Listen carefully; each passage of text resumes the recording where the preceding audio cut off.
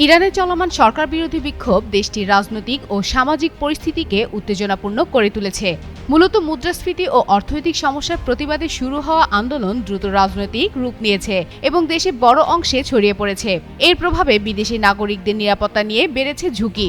এমন পরিস্থিতিতে অস্ট্রেলিয়া তাদের নাগরিকদের দ্রুত ইরান ত্যাগে সতর্কবার্তা দিয়েছে।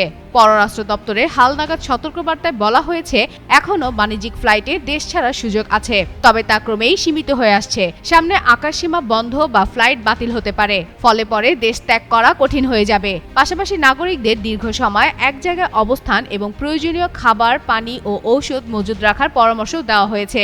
একদিকে দেশে বিভিন্ন শহরে চলছে বিক্ষোভ, অন্যদিকে যুক্তরাষ্ট্র ও অন্যান্য দেশের সম্ভাব্য হস্তক্ষেপ পরিস্থিতিকে আরও জটিল করে তুলেছে, যার কারণে ইরানে থাকা বিদেশি নাগরিকদের সতর্ক থাকা এবং জরুরি প্রস্তুতি নেওয়া এখন অত্যন্ত গুরুত্বপূর্ণ, যা আন্তর্জাতিক অঙ্গনেও নজর কাড়ছে।